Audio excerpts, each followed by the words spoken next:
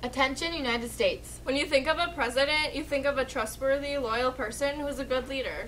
These aren't the qualities that Andrew Jackson had. He was aggressive, stubborn, and self-affirming.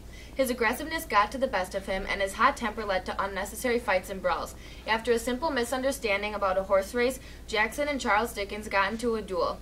Being the violent man that he is, he ended up killing Dickinson. We don't want a man like this running our country. He also commanded a military operation in 1814 that forced the Creek Nation to lose 22 million acres of their land. The tribes were on the land that Jackson was planning to settle on. He invaded their land and took over their whole territory.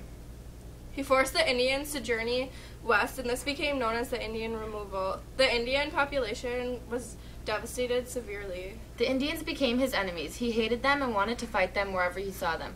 Jackson also formed enemies with John C. Calhoun based on different political views. Jackson wanted a full nation government while he wanted state rights. He has only done bad things that weren't fair towards a lot of people. We don't want a man like this running our country. Say no to Jackson.